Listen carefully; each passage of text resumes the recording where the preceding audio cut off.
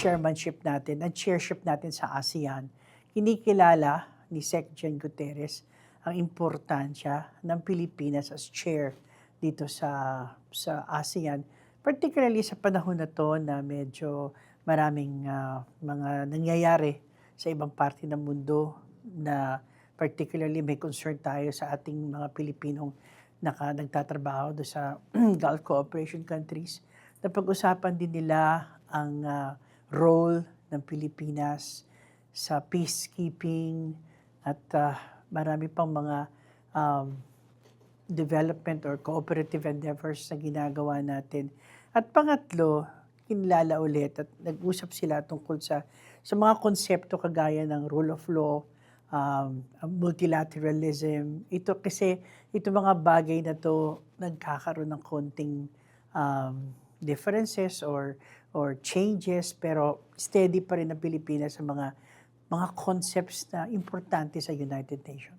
Walang kaduda-duda sa mga bibig ni Secretary General Guterres kung gaano kaimportante.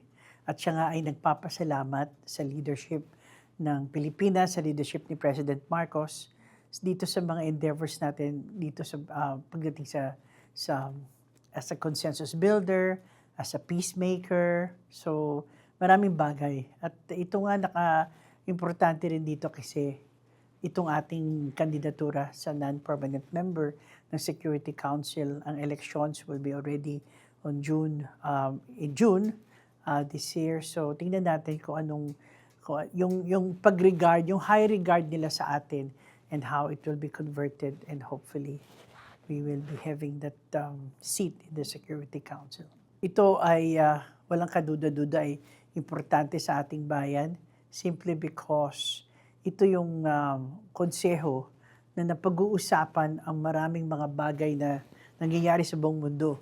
Ano ngayon ang relasyon nun? Because meron tayo mga Pilipino all over the world, kagaya sa Middle East. So, kung hindi ka parte ng diskusyon at hindi ka nakaka-contribute, ma-marginalize ka. Pero pag ikaw ay nandoon sa loob ng Security Council, then in a way na poprotektahan din natin itong ating mga kababayan, which is all over the world. Isa lang to sa mga maraming bagay na pwede nating gampanan at lahat ito ay parang benepisyo para sa bayan and to the Filipino people.